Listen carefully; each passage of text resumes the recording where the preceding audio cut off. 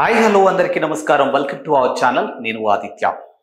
హైడ్రా ఇప్పుడు ఈ పేరు సామాన్యుడి దగ్గర నుంచి సెలబ్రిటీ దగ్గర నుంచి ప్రతి ఒక్క ప్రజాప్రతినిధిని పొలిటికల్ లీడర్ని కూడా వణుకు పుట్టిస్తుందనడంలో ఎలాంటి అతిశయోక్తి లేదు.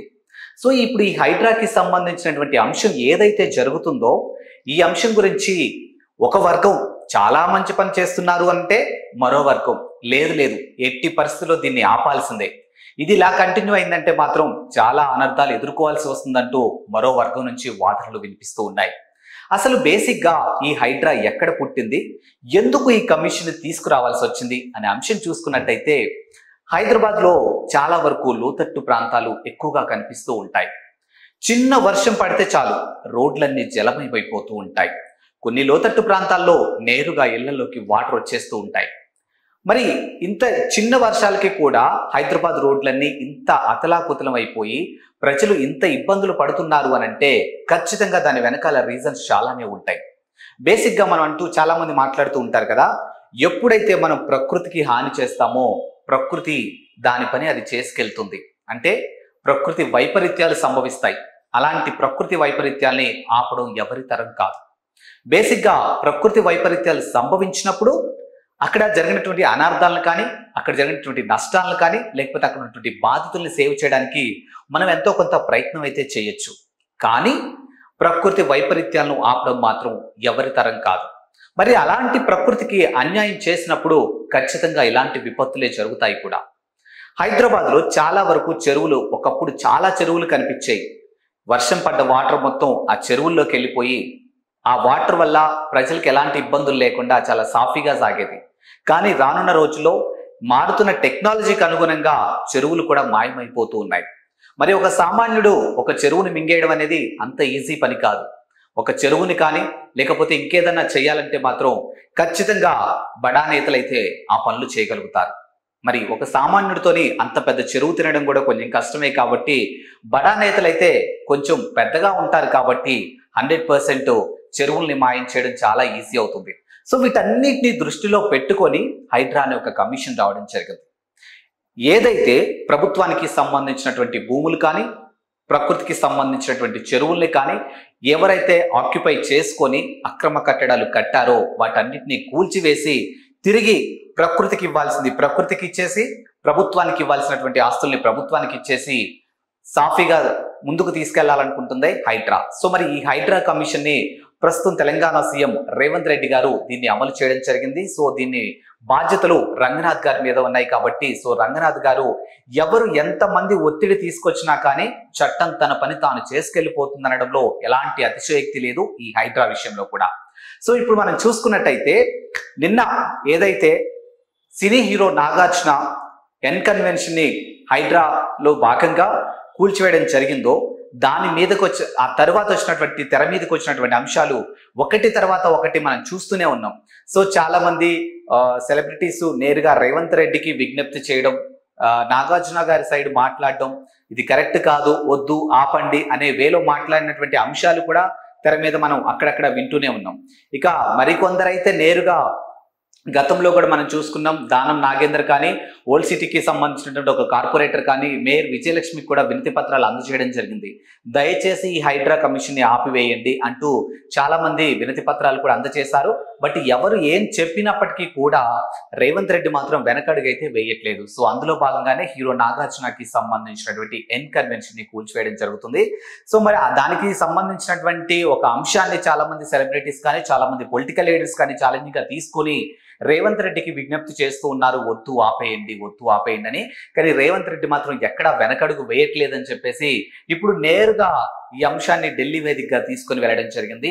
ఒకప్పటి మాజీ సెంట్రల్ మినిస్టర్ అయినటువంటి పల్లా రాజు ఈ విషయంలో ఇన్వాల్వ్ అయ్యి నేరుగా రాహుల్ గాంధీకి విజ్ఞప్తి చేయడం జరిగింది అనమాట. సో తెలంగాణలో హైదరాబాద్ లో జరుగుతున్న హైడ్రా కమిషన్ ఏదైతే ఉందో ఇమీడియట్ గా దాన్ని ఆపేయండి. సో దాన్ని ఆపేయడం వల్ల చాలా వరకు ప్రజాప్రతినిధులకు సంబంధించినటువంటి అంశం ఏదైతే ఉంటుందో అవన్నీ ప్రజలకి నేరుగా ఒక వేరే బ్యాడ్ వేలో పోర్ట్రే అయ్యే ఛాన్సెస్ ఉంది. కాబట్టి దయచేసి ఈ కమిషన్ ఆపేయండి అని చెప్పేసి పల్లా రాజు నేరుగా రాహుల్ గాంధీకి విజ్ఞప్తి చేయడం జరిగింది.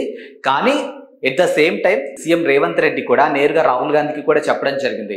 మనం ఏదైతే ఒక హైడ్రాకి సంబంధించినటువంటి అంశం తెర మీదకి తీసుకొచ్చామో ఈ అంశాన్ని కనుక మనం కంటిన్యూ చేయగలిగి ప్రభుత్వానికి సంబంధించినటువంటి ఆస్తులు ఏవైతే ఉన్నాయో వాటన్నిటిని ఐడెంటిఫై చేసి ఎవరైతే అక్రమంగా సంపాదించినటువంటి ఆస్తులు ఉన్నాయో వాటన్నిటిని తిరిగి స్వాధీనం చేసుకుని ప్రభుత్వానికి అప్పచెప్పాము అంటే మాత్రానికి ఈ విషయంలో మనం చాలా ప్రజల్లో మెప్పు పొందగలుగుతాము. మీన్స్ ప్రజలకి మంచి చేసిన వాళ్ళం అవుతాము, ప్రకృతి వైపరీత్యాలను ఎంతో కొంత ఆపగలిగిన వాళ్ళం అవుతాము అని చెప్పేసి రేవంత్ రెడ్డి రాహుల్ గాంధీకి విజ్ఞప్తి చేయడం జరిగింది.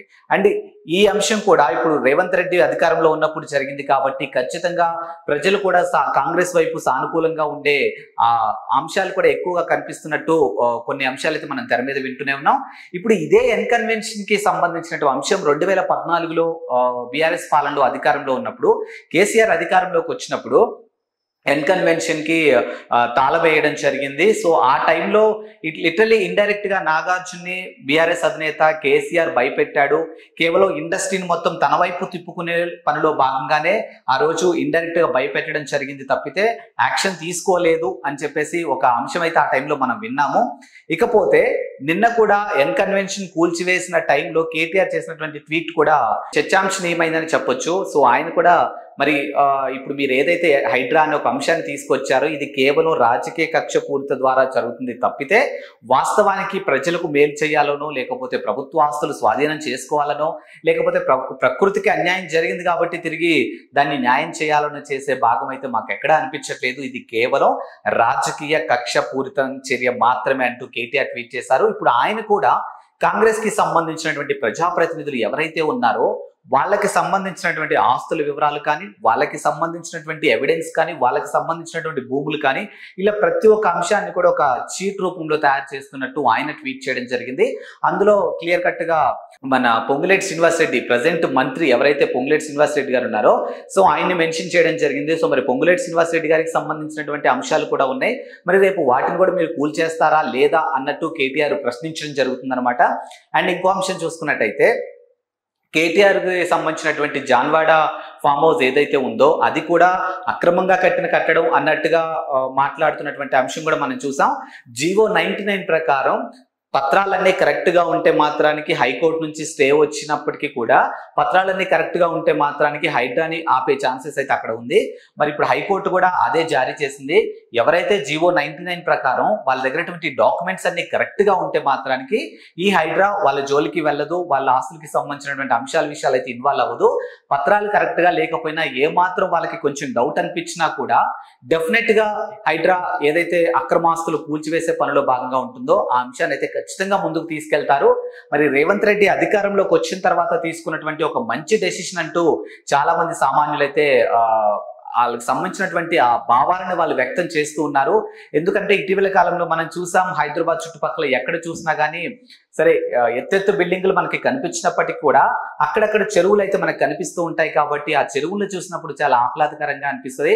ఇప్పుడు అలాంటి చెరువులను కూడా ఆక్యుపై చేసేసుకొని వాటిని అన్నింటినీ చెరువులన్నీ పూర్తి చేసి వాటన్నిటిని చదును చేసేసుకొని హ్యాపీగా బిల్డింగ్స్ కట్టేసి రియల్ ఎస్టేట్ లాగా బిల్డర్స్ లాగా ఎవరికి వాళ్ళు వాళ్ళ బిజినెస్ డెవలప్ చేసుకుంటూ ప్రకృతి కూడా అన్యాయం చేస్తున్నారు. కాబట్టి ప్రకృతి వైపరీత్యాలు సంభవిస్తున్నాయంటూ చాలా మంది చాలా సార్లు వెల్లడించారు. కానీ వాటన్నిటిని దృష్టిలో పెట్టుకొని ఈ రోజు రేవంత్ రెడ్డి ఏదైతే ఒక డెసిషన్ తీసుకున్నారు హైడ్రా అనే డెసిషన్ చాలా మంది దీన్ని అయితే చాలా హ్యాపీగా ఫీల్ అవుతున్నారని చెప్పొచ్చు. మరి ఇప్పుడు ఈ హైడ్రాని కనుక ఆపినట్టయితే మాత్రానికి రేవంత్ రెడ్డి ఈ విషయంలో కాస్త ఇప్పుడు ఢిల్లీకి సంబంధించినటువంటి రాహుల్ గాంధీకి దగ్గరికి వెళ్ళి వినవించడం జరిగింది. So Rahul Gandhi almost permission ఇచ్చేశారు. నువ్వు ఏదైతే చేయాలనుకుంటున్నావు అది చేసేయని చెప్పి ఆయనకి పర్మిషన్ ఇచ్చారు కాబట్టి చాలా సాఫీగా నడుస్తుంది.